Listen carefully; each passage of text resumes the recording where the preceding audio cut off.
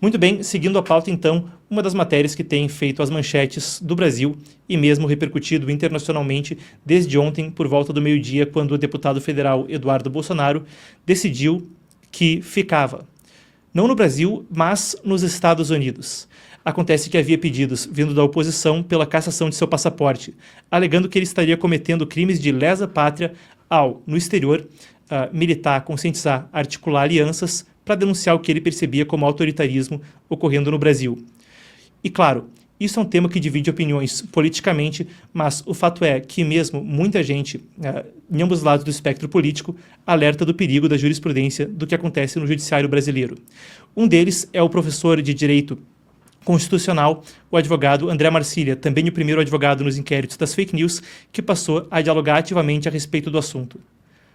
Eduardo deve ficar por lá e militar a respeito dessas pautas, enquanto acontecem 3 processos que podem alvejar a Suprema Corte brasileira. 3 processos não, 3 ações. Vamos recapitular porque às vezes isso pode ficar nebuloso quando a gente fala do assunto dos Estados Unidos e de eventuais represálias ao Brasil. Não falando de tarifas agora, somente das questões ligadas à Suprema Corte. Ao processo do Trump Media Group junto à rede social Rumble, alvejando o CPF do ministro Alexandre de Moraes. Isso poderia é variado quanto isso poderia de fato afetar ele, mas já houve uma decisão que favoreceu o Rumble no sentido de que não precisava cumprir decisões mandadas por ministro por e-mail e também traz um debate mais amplo de soberania. Afinal de contas, o ministro Alexandre de Moraes estaria mandando ordens que o Rumble considerava que não precisava cumprir, melhor dizendo, por e-mail. A via legal seria o Tratado de Cooperação Judicial entre os Estados Unidos e o Brasil, ou uma carta rogatória. Haveria outras vias que não foram cumpridas. Uma juíza nesse processo já determinou que o Rumble não precisava cumprir as ordens. A empresa de Trump processa junto, porque o Rumble, afinal de contas, trabalha hospedando os vídeos do Truth Social, mantido pelo Trump Media Group, Media and Technology Group, empresa ligada ao presidente dos Estados Unidos. A segunda questão é o processo que corre, ou melhor dizendo, o projeto de lei que tramita no Congresso dos Estados Unidos. Esse projeto se chama Sem Censores em Nossas Margens e significa basicamente que se alguém violar uma coisa que seria uma infração da primeira emenda dos Estados Unidos, então oficiais de governo que incorram em atos de censura, bem, essa pessoa pode fazer o que quiser no país, mas por essa nova legislação não poderia ter um visto nos Estados Unidos e se já estiver nos Estados Unidos com visto, tem que perder o visto, ser deportado e sair do país. E a terceira questão é pressão para que Trump use a Lei Magnitsky. Essa é uma lei com o nome em homenagem a um advogado, Sergei Magnitsky, que denunciava violações de direitos humanos, isso na Rússia. Ele, então, acabou tendo uma morte trágica, é dito que ele foi assassinado. Sem entrar em detalhes do próprio Sergei Magnitsky, a lei, basicamente, o Global Magnitsky Act, significa que o Poder Executivo americano tem a prerrogativa de impor sanções a pessoas que violam direitos humanos no exterior. Alexandre de Moraes estaria no alvo do presidente americano Donald Trump, segundo pessoas do entorno dele. Muito bem, então essas 3 coisas acontecem. Ele disse que ficará nos Estados Unidos para continuar o trabalho de conscientização. Tem também o relatório que vem adiante da OEA. Nesse imbróglio, a gente tenta entender quais são as possíveis sanções às autoridades brasileiras. Era ou não um medo justificado do deputado Eduardo Bolsonaro de que pudesse perder o passaporte e tenta contextualizar tudo isso à luz da questão: o quanto se pode dizer que o Brasil progride rumo ao autoritarismo. E enquanto isso desperta opiniões fortes politicamente, também é uma coisa que é de interesse comum.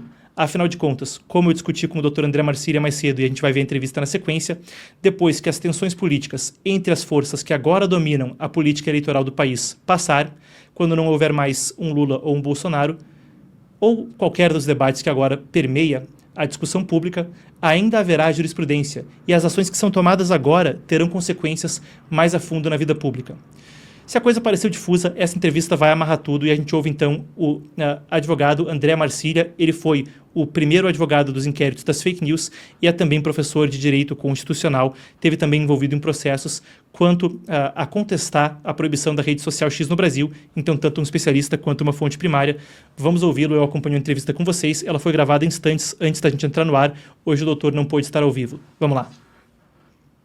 Vamos lá então. Boa tarde, doutor. Muito obrigado por nos atender novamente. Sempre um prazer. Agora, eu queria começar com o seguinte. Claro, é uma decisão polêmica essa do autoexílio e ela vem em meio a temores de represálias na justiça, incluindo a apreensão de passaporte solicitada por adversários políticos também da oposição no Brasil.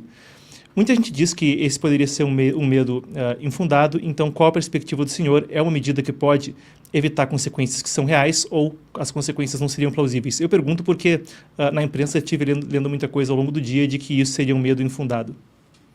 Boa tarde, Marcos, toda a audiência. Olha, eu não vejo como um medo infundado, primeiro porque todo o desenvolvimento desse pedido foi político. Esse pedido ele não deveria nem ter seguido, isso seria juridicamente plausível. Havia uma rejeição, inclusive, de ofício a esse pedido. Mas ele seguir por um mês sendo apreciado, esse pedido foi feito no dia 27 de fevereiro, e depois, em poucas horas, ele ser arquivado, tanto pela PGR, o pedido ao parecer, quanto pelo ministro Moraes, acho que demonstra que, no mínimo, há um contingente político nessa história toda. E vale dizer que não apenas nós estamos diante desse pedido de retenção do passaporte, mas houve tentativa, inclusive, dos mesmos deputados petistas de fazer um pedido de prisão preventiva. Houve também a inclusão pelo ministro Moraes do Eduardo Bolsonaro em um dos inquéritos sigilosos. Então nós estamos diante de algo maior do que um simples pedido que foi de plano rejeitado. Isso me dá a entender um contingente político que escora o receio do Eduardo Bolsonaro de pisar em solo brasileiro. Voltando mais atrás, claro, ele disse que ele agora pretende trabalhar para expor o que ele percebe como irregularidades na justiça brasileira e como autoritarismo dentro do país. Você tem atuado no caso do inquérito das fake news como primeiro advogado já desde 2019, no caso Cruzoé. De lá para cá você também participou em ações envolvendo o banimento das redes sociais no Brasil, não como censor, mas apelando, pelo contrário, contra a censura, para não ficar dúvida na forma como eu falei. Mas você pode tentar estabelecer para a gente uma linha do tempo, porque muita gente, em especial talvez para estrangeiros que vejam o Brasil de fora, podem perceber que isso é uma coisa que tem a ver com o executivo ou de onde decorre essa linha do tempo. Então, traz para a gente uma retrospectiva de como isso culmina no momento que a gente agora observa. Olha, a gente tem em 2019 o início dos inquéritos, né, o inquérito 4781, que é aberto justamente em decorrência da entrevista de um dos procuradores da Lava Jato, que entende que havia ali uma politização do judiciário brasileiro. Esse artigo dele é publicado na imprensa e o inquérito se abre por isso. Um mês depois vem o caso Cruzoé, com a censura à revista Cruzoé, em abril de 2019. E depois disso, a gente passa a ter inquéritos que se escoram nas críticas que os ministros recebem. A ideia é basicamente dos inquéritos é que se as críticas forem feitas aos ministros, os ministros receberem essas críticas, lerem as críticas dentro dos seus celulares, isso, o ato ilícito foi, portanto, dentro do lugar onde eles estão, portanto do STF, portanto o STF que deve julgar. E a partir daí a gente tem inquéritos das milícias digitais, inquéritos dos atos antidemocráticos, inquéritos relacionados ao dia 8 de janeiro por conta das manifestações que lá existiram, e agora o inquérito do golpe, chamado inquérito do golpe. Todos esses inquéritos, eles estão interconectados por uma razão que é a liberdade de expressão. Se a gente olhar para todos eles, tanto os atos, supostos atos antidemocráticos, quanto o golpe, quanto as milícias digitais, quanto das fake news, a gente tem a palavra e a utilização das redes sociais como um elemento norteador desses ilícitos. As milícias são digitais, os atos antidemocráticos são feitos por meio de redes sociais. O golpe, o suposto golpe, a gente também tem aqui um elemento que é o fato de acusação dos mandantes, sobretudo Bolsonaro, de promoverem lives ou postagens que enfraqueceriam o Estado democrático. Então, o que liga esses atos todos é, de alguma forma, eles se direcionarem sempre ao uso da liberdade de expressão dentro das redes sociais. Uma das questões interessantes é que ao longo desse ínterim houve incidentes como Jason Miller, um aliado próximo de Donald Trump, ser mesmo detido no aeroporto no Brasil, também o banimento por temporário, mas de redes sociais americanas, incluindo o Rumble, o X, que são, afinal de contas, empresas sediadas nos Estados Unidos. E existe um debate quanto a que ponto é uma questão de soberania brasileira, que se possa ter jurisdição sobre isso e realizar esses banimentos, e a que ponto isso pode infringir os direitos de cidadãos ou empresas que estão sob jurisdição americana. Qual o comentário do senhor a respeito desse debate e aonde se traça essa linha da jurisdição e do que pode ou não pode se fazer nesses termos do internacional? Olha, a nossa legislação, sobretudo o Marco Civil da Internet, que aqui norteia a utilização até das redes sociais no Brasil, uma lei de 2014, e que agora, inclusive, completou recentemente 10 anos, então ela já está bem solidificada aqui. Se a gente observar, há ali a possibilidade que se faça requerimento a respeito de pessoas que utilizam redes sociais. Há empresas que, mesmo que tenham sede em outros lugares, mas aqui tem o seu comércio, que isso possa ser feito a elas, esse requerimento. No entanto, claro, requerimento se elas usam as redes sociais do Brasil, e se elas são cidadãos brasileiros, se elas residem fora do país, ou se elas são cidadãos de outros países, ou lá postaram, utilizaram as redes sociais, o judiciário brasileiro não pode atingir essas pessoas. Isso não é só aqui no Brasil, isso é mundialmente. Se o Brasil pudesse atingir com as suas leis os outros países também poderiam, com as suas leis, atingir o Brasil, e aí a gente tem uma insegurança jurídica internacional completa. O que nós chamamos aqui, ou passamos a chamar de ataque à soberania nacional, é o inverso. Na verdade, o que aconteceu na prática foi que as decisões brasileiras atingiram ou buscaram atingir cidadãos norte-americanos, cidadãos dos Estados Unidos. E essas decisões são totalmente ilegais do ponto de vista constitucional. Com isso, houve uma reação dos Estados Unidos. E a isso nós aqui passamos a chamar de ataque à nossa soberania. Mas se houve algum ataque à soberania, o primeiro foi nosso, por tentar buscar desses cidadãos dos Estados Unidos dados cadastrais ou informações que a nossa legislação não permitia que o nosso judiciário fizesse. Quando a gente fala de direito internacional também, recentemente, até o senhor depôs perante o enviado da Comissão Interamericana de Direitos Humanos, o Pedro Vaca Veja Real, e, claro, o Brasil é signatário do Pacto de São José da Costa Rica, adere à Comissão Interamericana de Direitos Humanos. Quando a gente fala a respeito de desordem no direito internacional, na sua percepção, algum desses regulamentos é algo que o Brasil poderia estar infringindo e, claro, o quanto isso teria ou não teria valor de represália por ser um órgão internacional, claro, ele não teria jurisdição para atuar sobre o Brasil, o que pode ser feito nesse aspecto da perspectiva internacional? Olha, Marcos, eu acho que a gente está atingindo diversos, não apenas por violarmos acordos que possam melindrar, vamos dizer assim, a soberania de outros países, como também questões constitucionais que são, de alguma forma, gerais a toda e qualquer visão jurídica moderna. Então, por exemplo, dentro desses inquéritos, eu fui o primeiro advogado dos inquéritos, né, do inquérito das fake news, o inquérito 4781. Até hoje, a revista Cruzoé, que foi inicialmente censurada, e o Mário Sabino, que era o jornalista, seu fundador, até hoje eles estão dentro dos inquéritos. Há 6 anos eles estão sendo investigados. Por qual razão? Nenhum lugar do mundo permite que uma investigação dure 6 anos. Se dura 6 anos, a investigação ou não está sendo feita de forma eficiente, ou já deveria ter terminado. Então, isso não é regular. A competência do STF para julgar todas as questões que ocorrem dentro do Brasil referentes à liberdade de expressão e que é atraída para, sobretudo, as decisões monocráticas do ministro Moraes, isso também tem um impacto relevante. Isso não existe em lugar nenhum do mundo. Você não pode escolher quem vai ser o juiz da causa. Então, tudo isso viola tratados internacionais relevantes. A própria impossibilidade de que você possa recorrer. O STF é a última instância e nós temos jurisprudência hoje dentro do STF que impede que decisão monocrática de um ministro do STF seja alvo de recurso quando se trata de um inquérito. De 2019 até aqui, todas as decisões são monocráticas e são tomadas dentro do inquérito. Portanto, você sequer consegue recorrer dessas decisões monocráticas para o colegiado do STF. Nem isso se permite dentro hoje do que estamos vivendo dentro do país. Tudo isso fere tratados internacionais e toda a processualística moderna e toda digamos assim, a estrutura constitucional dos países modernos civilizados. Bom, doutor, parte do porque eu sempre acho que é proveitoso que a gente receba o senhor aqui no Epoch Times é porque a gente busca tentar ter uma análise que parta para o lado técnico dos assuntos e evite a politização. E é interessante porque uma das coisas que, até porque buscando ter uma visão mais ampla, também converso com pessoas que tenham diferentes posições no espectro ideológico, e uma coisa que eu ouvi de juristas que têm uma identificação com progressismo, com esquerda, quer que queira chamar, é de que, por mais que discordem ideologicamente de Bolsonaro, ou de quem quer que seja, de deputados que, ora, sofreram algum tipo de represália no Brasil, eles entendem que a jurisprudência que agora é criada é um problema que acaba transcendendo essa disputa política de agora. Então, para a gente tentar partir por esse lado, eu queria ouvir do senhor.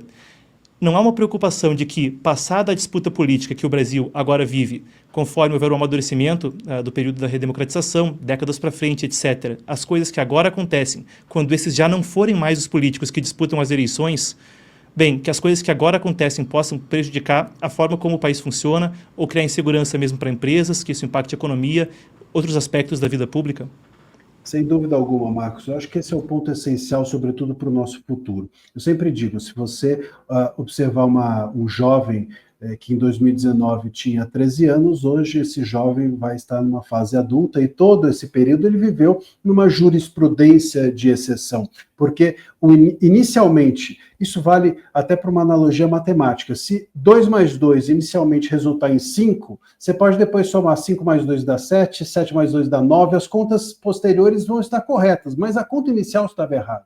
Então, se você, no início desses inquéritos, baseou-se em nada jurídico, baseou-se na ausência de uma observação ao texto constitucional, você depois vai baseando as decisões seguintes nas anteriores, mas as anteriores têm um erro fundamental, um erro de origem, que é não ter se baseado na Constituição. Se isso se perder, se nós perdermos a noção de que estamos vivendo uma espécie de jurisprudência de exceção, e até mesmo uma estrutura democrática de exceção, na qual o STF se coloca como eixo de toda e qualquer,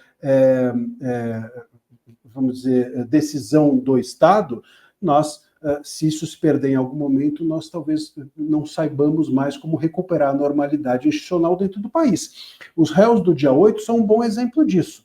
Nós temos, por exemplo, pessoas sendo condenadas reiteradamente na baciada, 60 pessoas, 80 pessoas, a 17 anos de prisão, pessoas que depredaram, no máximo, patrimônio público e não tinham a menor condição, até mesmo física, de tomar o Estado com aquilo que fizeram no dia 8. Essas pessoas estão sendo condenadas a penas maiores do que assassinos. Se isso não se restaurar de uma forma plena no país, se a gente não recuperar uma normalidade para o apenamento e para o julgamento das pessoas, acesso aos autos, penas mais brandas, enfim, nós passaremos a ter um vale-tudo jurídico dentro do país e para o futuro isso não vai mais ser algo estranho porque se normalizou.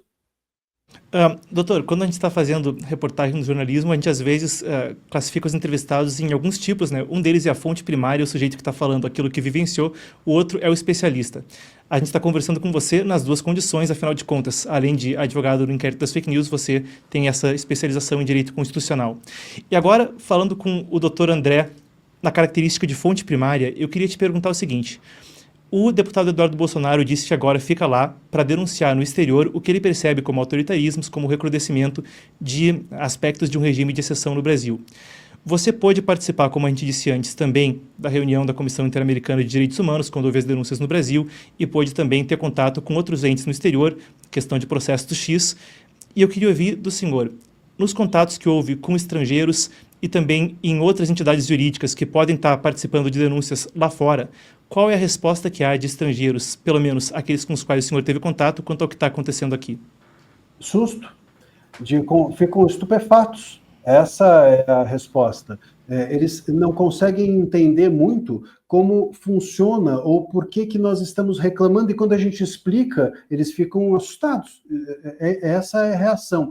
Eu vou dar um exemplo prático, até mesmo dessa visita do Pedro Vaca, da OEA, ao Brasil. Uma das coisas que foi conversado é assim: o Pedro Vaca ele não estava compreendendo qual a diferença, por exemplo, dos processos serem sigilosos, se há processos sigilosos no mundo inteiro, se é normal que haja sigilo. Bom, mas ele, por exemplo, não estava entendendo que os processos eram sigilosos até as partes. As partes não tinham acesso aos autos. Os advogados não tinham acesso aos autos. Isso ele não estava entendendo. Ou, por exemplo, eu mesmo narro no meu livro Censura por Toda Parte um episódio de que nós fomos ouvidos pela Polícia Federal e o próprio delegado não tinha tido acesso aos autos. As perguntas eram feitas no WhatsApp, né? Sabe-se lá com quem ele estava conversando para nos fazer as perguntas aos meus clientes. Isso é um absurdo, isso é kafkiano, isso não existe em processo democrático nenhum do mundo, e aqueles delegados não são delegados a esmo escolhidos, são delegados escolhidos designados para aquela tarefa. Existe uma força-tarefa para os casos relacionados a esses inquéritos. Então, esse estado de coisas, me parece que quando a gente explica de forma mais detalhada e delicada aos estrangeiros, eles ficam chocados. E nós, aqui no Brasil, talvez tenhamos perdido um pouco essa sensibilidade ao choque, mas eles, sem dúvida, ficam, porque, claro, isso se assemelha a processos de Moscou, a processos, enfim, que a gente tem na história como nada democráticos, né? Você ser julgado, por exemplo, a gente tem esse caso agora dos denunciados do inquérito do golpe, que vão ser julgados por um juiz que foi narrado na peça da PGR como uma vítima, e não é uma vítima qualquer, intencionavam, segundo a narrativa da PGR, contra a vida. Como é que você é o juiz de alguém que quer tirar a sua vida? Isso não existe em direito democrático de forma alguma, em lugar nenhum do mundo. Doutor, olhando para isso de outra perspectiva, claro que é uma coisa que tem muitas nuances e, como você disse, mesmo explicar isso para alguém é uma coisa que leva algum tempo de conversa. Agora, quando o Pedro Vaca esteve aqui anteriormente, quando esteve observando essas denúncias, ele também conversou com os ministros da Suprema Corte e, claro, apesar da gente não ter detalhes daquele encontro, a nota do STF falava deles terem explicado da questão que houve o 8 de janeiro, que isso era entendido por eles como um golpe, que se as instituições não tivessem feito isso, poderia ter ocasionado uma ruptura do estado de coisas, uma ruptura da democracia brasileira. E isso, muitas vezes, é parte da explicação, por outro lado desse assunto, de que se isso não fosse feito, o Brasil poderia, eventualmente, entrar em um regime de exceção. Agora, qual é o mérito desse argumento na percepção do senhor e ele se sustenta ou não à luz do que o senhor estava ilustrando anteriormente? Eu não vejo, no correr desses anos todos, que em momento algum nós estivemos à beira de perder a nossa institucionalidade no Brasil. Nós sequer chegamos a correr esse risco.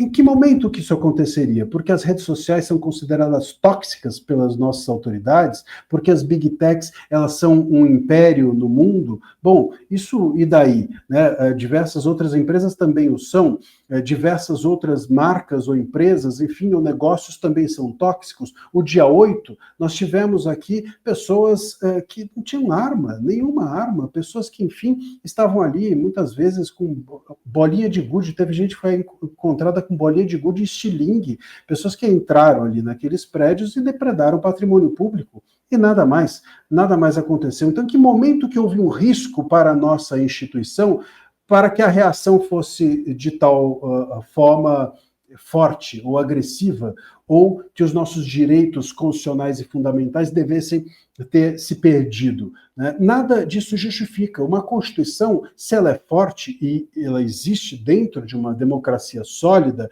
ela é o suficiente para barrar os questionamentos feitos a ela. O que é que no Brasil a gente construiu em termos de jurisprudência é que o questionamento ou o risco de se perder as instituições, ou o questionamento sobre elas já era suficiente para uma reação do Estado.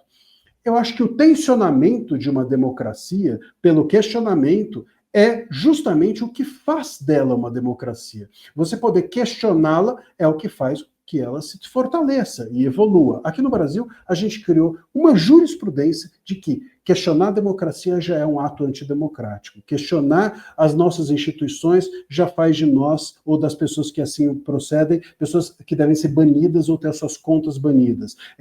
Questionamento sobre o processo eleitoral já faz de você alguém que deve ser extirpado do debate público. Políticos estão sendo extirpados da vida pública e política por terem questionado urnas ou processo eleitoral. Isso não é correto. A Constituição dá conta de punir as pessoas que se excedem.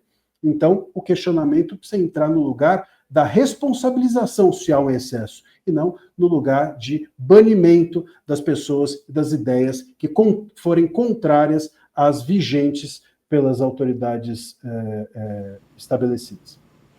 Doutor, para a gente encerrar, a gente tem acompanhado 3 processos principais, ou melhor dizendo, 3 frentes de ação que podem acabar no exterior, já que agora o deputado vai lá para também estender a conscientização, o trabalho que ele faz em termos de trazer essa perspectiva de que o Brasil parece estar recrudescendo para o autoritarismo. E tem 3 questões que correm agora no exterior. Uma delas é um processo do Trump Media Group, a empresa de mídia que mantém a Truth Social, rede social do Trump, contra o CPF, a pessoa física, Alexandre de Moraes, o ministro da Suprema Corte. Outro é um projeto de lei sem censores em nossas margens, que já passou por um comitê do Congresso americano, deve ir para plenário na Câmara e depois no Senado. E a terceira seria pressão para que o próprio Donald Trump ele tenha a prerrogativa de fazer isso pela lei Magnitsky, uma lei nomeada em homenagem ao Sergei Magnitsky, um advogado russo que sofreu coisas terríveis por denunciar violações de direitos humanos no exterior. De toda forma, é uma outra frente de ação que poderia haver. E as represárias, a depender da forma como ocorre, podem incluir desde retirada de visto até sanções ou FEC, congelamento de vida financeira, sanções que podem alvejar essas pessoas em particular. O que se pode esperar vindo daí em termos de haver eventualmente algum tipo de represália a ministros dentro do Brasil? Claro que isso também tem uma circunstância diplomática e política, mas no termo jurídico, eles podem de fato estar sujeitos a... É só uma questão de visto ou que outras represálias isso podem ocorrer e eles podem de alguma forma ser blindados disso dentro do Brasil, seja por medida do executivo ou por meios de ação próprios? Olha, até aproveitando o gancho, eu estava falando do questionamento, a criminalização dos questionamentos à democracia, né? Ou a democracia que está aí, ou que está aí sendo exercida. O próprio caso Eduardo Bolsonaro é um exemplo disso. Quer dizer, o que ele ir aos Estados Unidos fazer costuras políticas contra ou que possam atingir o ministro Moraes foi aqui entendido por parlamentares brasileiros como um crime de lesa pátria, como se o ministro Moraes personificasse em si a pátria, ou como se o trabalho dele lá fora de costura política não fosse lícito. Se você discorda do trabalho dele ou do ponto de vista dele, vote em outro político, mas não criminalize a sua atividade política de costura. Um parlamentar ele não existe só para fazer leis, mas sim também para fazer costuras políticas e, com isso, impedir que os demais poderes se excedam e avancem sobre o legislativo. Essa é uma das funções constitucionais previstas aqui, inclusive no artigo 49, inciso 11. A gente precisa, portanto, entender esse contexto de coisas para ver onde nós estamos, né, e onde nós estamos chegando. Eu creio que essas reações de empresas dos Estados Unidos, ou mesmo do governo norte-americano, tem um impacto aqui no Brasil que não é apenas jurídico. Juridicamente, isso dependeria, como você bem disse, de a execução de penas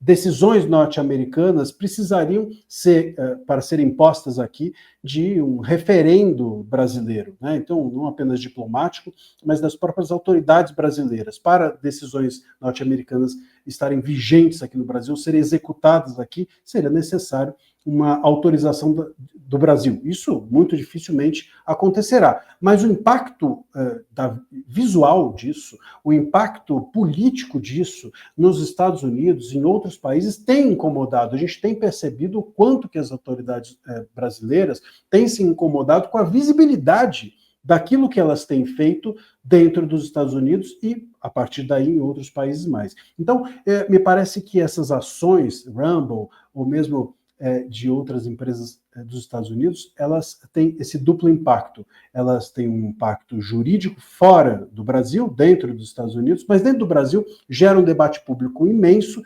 e constrange, digamos assim, as autoridades brasileiras a, pelo menos, pensarem melhor naquilo que estão fazendo com os seus próprios cidadãos.